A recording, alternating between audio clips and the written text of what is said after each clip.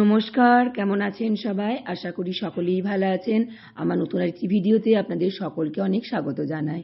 আজকে রবিবার 2 জুন, সকাল এখন 7টা বাজে।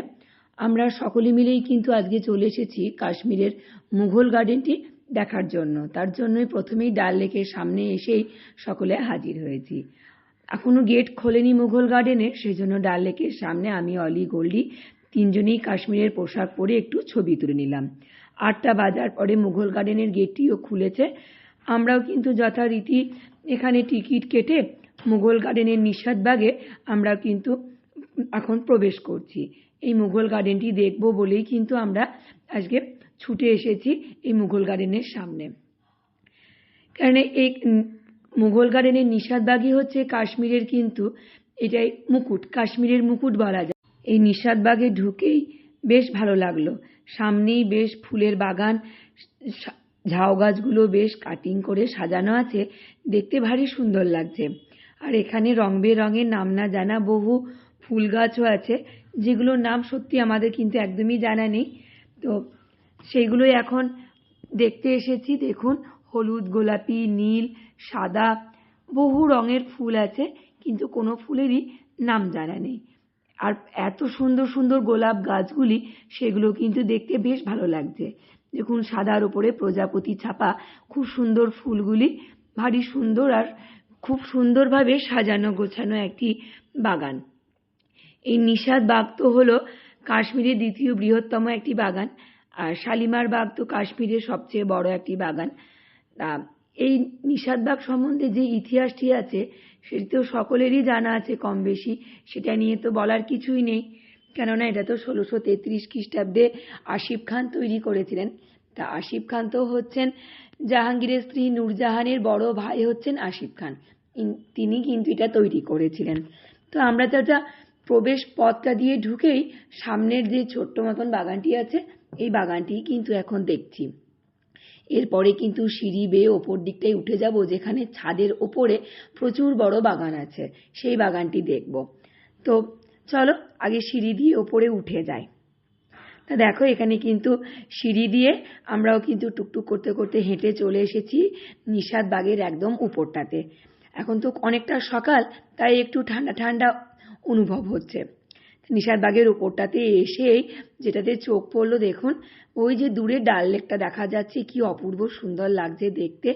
সামনে ডাল লেক, পিছনে কিন্তু পীরপাঞ্জাল পর্বতমালা, মানে দুই মিলে এত সুন্দর একটা এখানকার পরিবেশ, দারুণ লাগছে দেখতে, অপূর্ব সুন্দর। সামনে ডাল লেক, পিছনে পর্বতমালা, আর মাঝখানে নানান রকম ফুলের বাগান। মানে কি যে অপূর্ব, এ তো না চোখে দেখলে, নিজের চোখে না দেখলে হয়তো সবটা ছবিতে ফুটিয়ে তুলতে পারছি না। মানে এরকমই একটা জিনিস, খুবই ভালো লাগছে। দেখুন, গোলাপ গাছগুলি কি সুন্দর সুন্দর না দেখতে, নানান রঙের গোলাপ, এক লাল, গোলাপি, হলুদ, সাদা, কোনোটা ছাপা, নানান রকমের। আর এক একটা গোলাপ গাছ এত বড়, মানে সে তো বোধহয় আমার সমান উচ্চতা, এতই লম্বা লম্বা গাছগুলো, দেখতে ভারী ভালো লাগছে।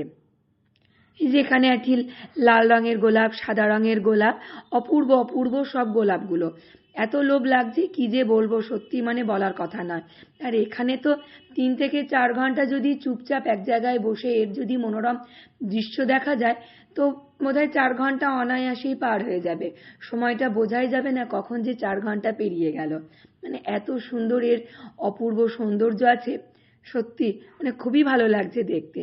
আর আমি জানেন তো একটা জিনিস লক্ষ্য করলাম, কি গাছের গোড়ায় গোড়ায় মানে জল দেওয়ার যে ব্যবস্থা আছে, খুবই সুন্দর সেটি। যেমন মনে করুন এই যে পাইপ সিস্টেম করা আছে গাছের গোড়ায় গোড়ায়, যেমন কোথাও থেকে কলটি চালালেই গাছের গোড়ায় গোড়ায় কিন্তু জলগুলো পৌঁছে যাবে, হাতে করে পাইপের সাহায্যে জল দিতে হবে না। আর কোনো কোনো জায়গায় পাইপে হাতে ধরেই পাইপ দিয়ে জল দিচ্ছে। দেখুন, একটি গাছের মধ্যে কি রং, 3-4টে রঙের একসাথে ফুল ফুটেছে, দেখতে ভারী সুন্দর লাগছে। আর এই তো এগুলো তো সব মরশুমি ফুল, দেখতে তো সত্যি সুন্দর, কোনো তো মানে প্রশংসা যে না করে থাকতে পারছি না, সত্যিই তাই। তা কি করি বা শাহজাহান প্রশংসা না করে থাকে বলুন তো? তা সেজন্যই তো প্রশংসা করেছিলেন শাহজাহান। তা তখন তো বলেছিলেন শাহজাহান যেন তাকে যেন এটা উপহার দেওয়া হয়। তা এখন যদি আসিফ খান বেঁচে থাকতেন না, আমিও বোধহয় ওনার কাছে গিয়ে একবার বলতাম যে এই বাগানটি আমাকে উপহার দিন। এত সুন্দর দেখতে বাগানটি, অপূর্ব। সামনে একটু খোলা জায়গা পেয়েছে ছোট বাচ্চারা, তাই একটু ছোটাছুটি করে বাচ্চাগুলো খেলা করে নিল। সত্যি মানে ওরাও একটু ফাঁকা জায়গাটার অভাব পাচ্ছিল, তাই ফাঁকা জায়গা যেই না পেয়েছে ছোটাছুটি করে মনের আনন্দে ওরা খেলতে ব্যস্ত। আর আমরাও কিন্তু চারিদিকটা দেখে এখন কিন্তু বাহির পথ দিয়ে নিস্তাবাগ থেকে বেরিয়ে যাচ্ছি নিচটাতে। তা চলো আবার কিন্তু সিঁড়ি বেয়ে আমরা একদম নিচে নেমে যাই। আবার সেই সামনে ছোট্ট একটি বাগান আছে, এই সিঁড়ি বেয়ে নেমেই। এই তো ছাদ থেকে নেমে পড়লাম, তাই সিঁড়ি বেয়ে নামতে হচ্ছে।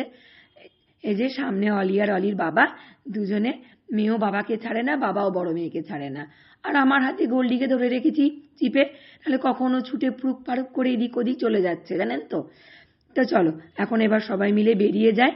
বেরিয়ে গিয়ে আমরা যে যে ফটোগুলো তুলেছি সেগুলোই বাইরের দোকান থেকেই বলেছে সংগ্রহ করতে, সেগুলোকেই সংগ্রহ করব। তারপরে খাবার দাবার খেয়ে আবার পেহেলগামের উদ্দেশ্যে রওনা দেব।